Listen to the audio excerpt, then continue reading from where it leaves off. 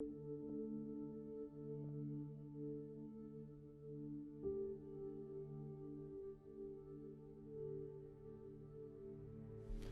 fellow dragons, it's Shane from Astral Dragon Gaming and it's review time again. Depression and anxiety is something we all have to deal with. In recent years there's been a growth in games that discuss and tackle these big issues. So come, let's fall into the review and today let's have a look at Sea of Solitude. It comes out on July 6th, developed by jo-mei Studios and published by EA Games. Don't hold that against it. And at the price for $29.95 Australian bucks. It's also only out on Origin, Xbox and PS4, I believe, if memory serves me right. At E3 and other game conventions, the Sea of Solitude has been teased for a long time, with a stunning visual style, open world look, and giant monsters to take on. The release has proved to be that and more in many respects, giving the player much in the way of its look. Taking the main character, Kay, here with her body covered in hair and red glowing eyes, and placing her against a sea that is so huge that it swallows an entire city. The solid objects are rendered in a flat colour and then lit by great use of lighting that really brings life to the scenes. But as the game implies, the emotions are what have been the focus of this game and story. This is shown from the start as the changing colours from brightness to dull, grey, oppressive points from place to place. It also gives the player many cues visually where somewhere is safe and when somewhere is sort of very dangerous at the same time. It's very well done. And also just the general feel and smoothness of the animation, the movement of the monsters. It feels very, very well, and it's just so engrossing.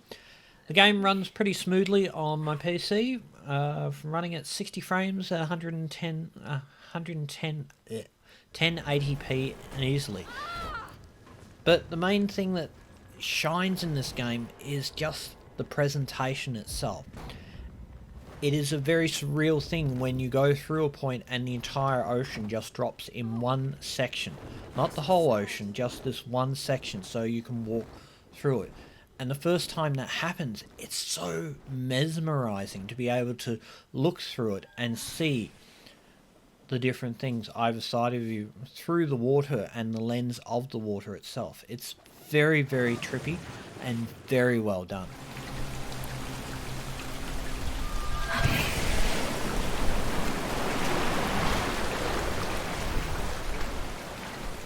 I was looking for a girl and instead I found a boy.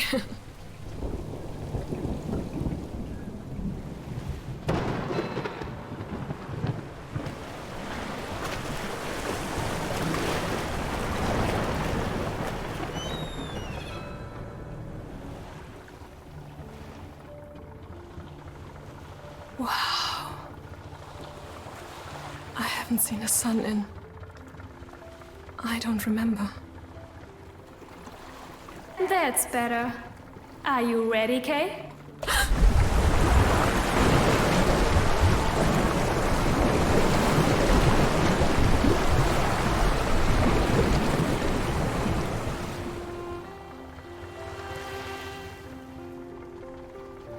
Wow. How did she...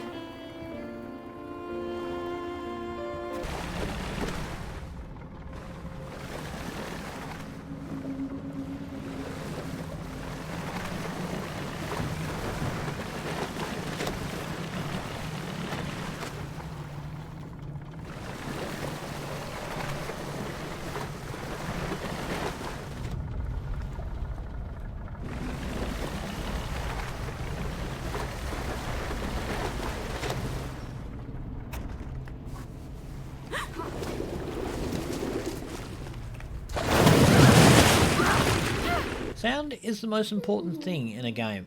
It can take a mediocre game and rise it to greater heights. This is what has been done with this game. The soundscape and depth of resonance that this implies to the player is fantastic. You feel the intention, the feelings, the emotions, the sort of highs and lows that depression brings, and it's all there in the music. It's been designed so that when you are there, you feel a depression, the bullying, the hopelessness, and everything, making it so real. And at times, the music will just slice clean, and you're just left with the ambient sounds, which equally gives it that thing. But the sound is never there to overpower the overall soundscape. It's there to accompaniment the sound, so that it makes it so when you're hearing it, it feels like the right part of the game. It's been extremely well done and orchestrated fantastically. Voice-wise, the actors that they've chosen for this are superb. The direction, the script, the overall arching feelings from each character as they portray their feelings, portray what they're feeling in their emotional state at one point or another in the game, is extraordinary. And that is what makes this game so engrossing and so uplifting at the same time. At times, these actors, when I was listening to the stories, listening to the different sort of flashbacks to time before for Kay's life, where she'd forgotten things, and I had tears in my eyes. It was that kind of feeling, those wrenching, gut-wrenching sort of things that you feel in a drama that has been written so well that it doesn't matter what the subject matter is, it's the feelings of the actors that really portray that. And this has been done to superb levels. Lastly, the sound is nice. The little putt-putt of the motorboat, or the sound of Kay's feet moving from the different materials she's walking on, the sound of the ocean, the sound of the water moving, things flying through the air, and just the general rumble of the world itself when things change or move around. It is so well done. And also, the use of 3D space in sound has been really well done, because you can follow a voice from left to right. You'll know when someone's on your left, someone's on your right.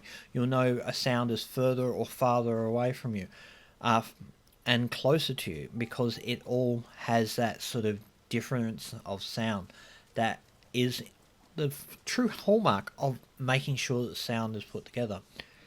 So when you put the music, the sound, and the voice, all three layers have been mixed extremely well here.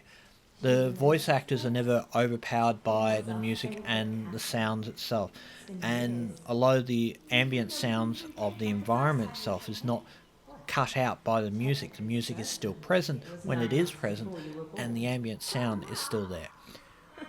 A lot of people fail at that, especially when they're dealing with this, and the interesting thing is, this got picked up by EA as an exclusive title at one point, or because EA just took the entire indie company under their banner, but they haven't destroyed that. And sound is usually where you first see these sort of places fall apart. Other times it's clipping and little bits and pieces like that. The Sea of Solitude is broken up into 12 chapters, each of them dealing with different points in Kay's life. Different family members, different people that have influenced her life, or even just the main thing of dealing and coping with the inner depression that's contained within us.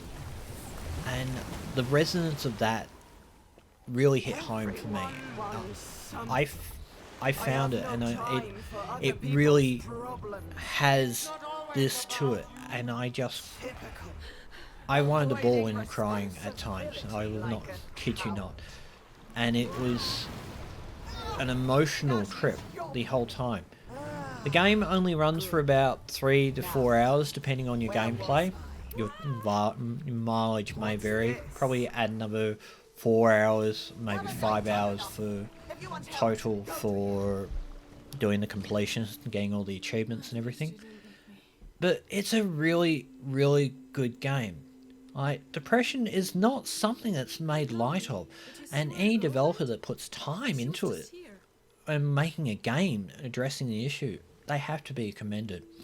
Depression is caused more suicides than anything else, cause us to lose ourselves and push others away. And this game highlights that. It controls well with keyboard and mouse and both the controller itself. Mind you, with the controller, get used to it vibrating a lot because it will vibrate immensely in this game. It's to do with the inclusion in the game, but I think it could have been taken back a few notches. But other than that, I'm not really overly frazzed. The puzzles are really good. When you do 3D puzzles or platforming or moving from one place to another, and especially when you're involving something that's a boat that's very different to walking mechanics or flying mechanics, you are stuck at that level of sea level and the sea level rising and falling. But here they made the entire thing really do well, because you're not so much stuck at the height of the sea. You're not so much just not being able to see things. There is a good architecture and deployment of how you need to find things, with the added bonus of the flare ability, which allows you to shoot that off and it will go in the direction that you're supposed to go, so you can follow it at any time that you feel like you're getting lost, which is fantastic. I love the little notes that are left around all over the place, and also the fact that you can scare seagulls away as well. That's really extraordinary. So this is not a game for everyone, because everyone is going to take this game at different levels. It is a game much like Journey, where Journey was an experience of feeling something within yourself. And this game is, again, that kind of thing, where if you've dealt with depression, or you have people that are dealing with depression and you can't understand what that feeling is, I suggest seeing this. Like Hellblade, this highlights the importance of your own mental well-being, your own feelings contained within yourself, and understanding who you are as a person. Letting go and dealing with family problems, and you can't always help everyone. Sometimes you can't do everything. And sometimes if you try and do that, you fall into a pit inside yourself as well. And this game is so much like that. And for $29.95 Australian, it's not a bad game for the price. It's well worth a replay here and there every so often, if nothing else, to relive the story and feel it. Because like a lot of games that are becoming out nowadays, they are motions of art. They are a depiction of the emotions and the thoughts of developers made real into a 3D moving thing that you can interact with and choose how you want to do that. Because there is actually no pressure in this game. That's another thing that's really fantastic. And I think I love this game more for the fact that I could power through this game probably in 2 hours without even stopping. But at the same time, the feel of the world, the way I can move around the world and interact with the world, makes me want to explore, want to look at it, make me more interested in the story, interested into the people, and trying to understand the nuances of all the different things that are contained within. And that is the hallmark of a really great game. A game that doesn't have replay value because you need to collect more or you need to get this or that. It brings you back because there's something in it that speaks to you as a person and makes you feel something interesting, which is always a great beauty in any game. So, I hope you enjoyed the video. Thank you so much for coming along, and if you want a tearjerker, please have a shot at this game. Other than that, give me a subscribe if you feel like it, or you can hit the like button or the dislike button. They both work. And shout out a comment for any games that you think are good to have a look at sometime soon. And I will catch you all on the next video. Bye for now. Let's go! Let's go! He's waiting for us! Who's waiting for us? This girl is so strange.